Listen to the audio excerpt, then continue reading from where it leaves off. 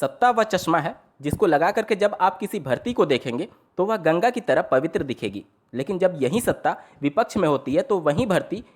में 50 खामियां दिखने लगती हैं। अब यही सेम कंडीशन उत्तर प्रदेश में जारी 69,000 सहायक अध्यापकों की भर्ती के साथ भी हो रहा है। दोस्तों, आप देख रहे हैं करियर बिट यूट्यूब चैनल। अगर आप इस चैनल पर नए हैं तो इसको सब्सक्राइब करते हुए बेल आइकन को प्रेस करना ना भूलें। और किसी भी मुद्दे से जुड़े इंस्टेंट इन्फॉर्मेशन पाने के लिए स्क्रीन पर दिख रहे इंस्टाग्राम और ट्विटर के हैंडल को फॉलो करना ना भूलें। इन दिनों सोशल मीडिया से लेकर के विभिन्न जनप्रतिनिधियों के द्वारा माननीय मुख्यमंत्री जी को यह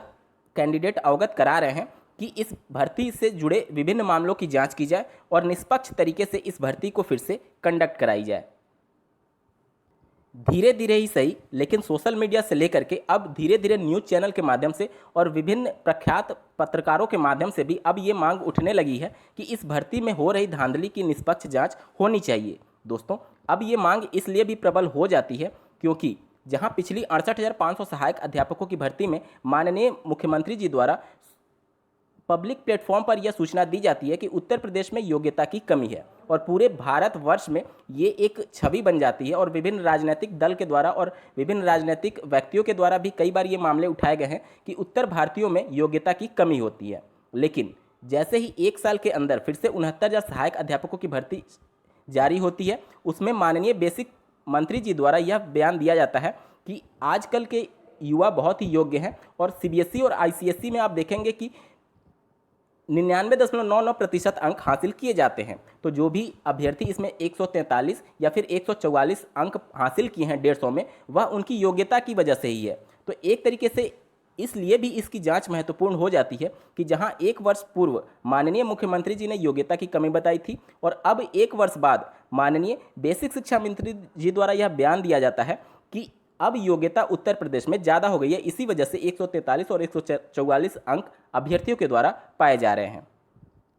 अब इसमें भी अभ्यर्थी दो गुटों में बटे हुए हैं। जो अभ्यर्थी इसमें 90-97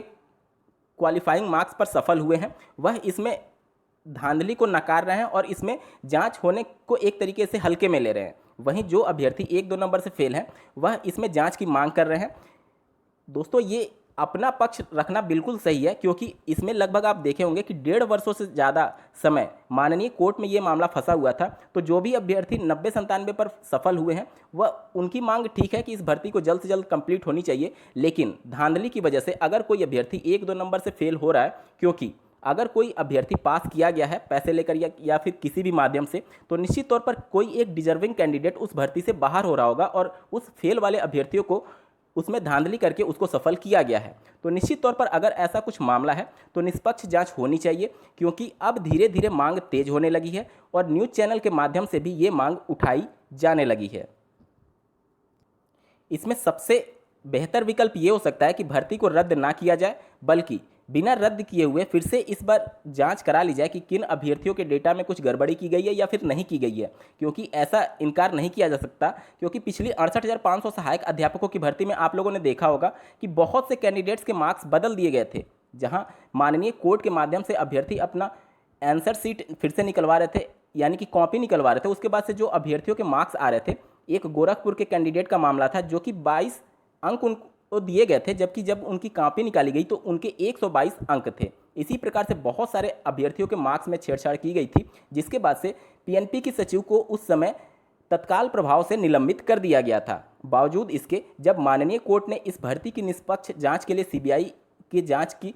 मांग की, तो उसके बाद से उत्तर प्रदेश शासन के द्वारा ये मामला डबल बेंच ले जाया गया, जहां से डबल बेंच ने सीबीआई जांच को एक तरीके से रोक दिया था। वहीं कुछ समय पहले आप लोगों ने देखा होगा कि बेसिक शिक्षा विभाग के द्वारा पीएनपी को एक लेटर जारी किया गया था, जिसमें एक ऑडियो बहुत तेज़ी से वायरल हो रहा था उत्तर प्रदेश में, जिसमें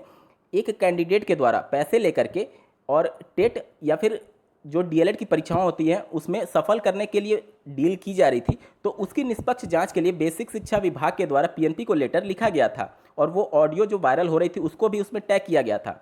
अब जब उत्तर प्रदेश शासन या फिर बेसिक शिक्षा विभाग ये मान रही है कि टेट की परीक्षाओं में इस प्रकार की चीज़ें हो सकती हैं, तो सुपर टेट की परीक्षाओं में ऐसी चीज़ें क्यों नहीं हो सकती, और इसी वजह से अभ्यर्थी इसकी मांग कर रहे हैं कि इसकी निष्पक्ष जांच होनी चाहिए। दोस्तों, कुछ भी कहा जाए लेकिन एक बार डाउट तो बनता है कि जो अभ्यर्थी मुश्किल से टेट की परीक्षा में 83 अंक पास हो रहे हैं 83 अंक पा करके, और वो सुपर टेट की परीक्षा में अचानक से ऐसा क्या हो जाता है कि उनके 143 अंक आ जाते हैं। दोस्तों यही सब कुछ कारण है जिसकी वजह से मांग तेज हो रही है। और ये एक मामला नहीं है, सोशल मीडिया साइट्स पर ऐसे 10-12 मामले सामने आए हैं प्रकाश में, जिनकी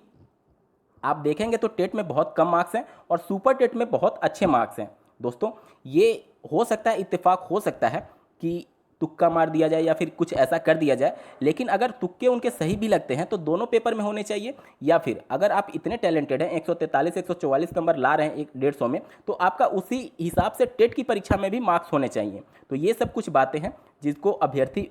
पूरी जोर शोर से सोशल मीडिया साइट्स के साथ साथ विभिन्न न्यूज़ चैनल के एंकर के माध्यम से भी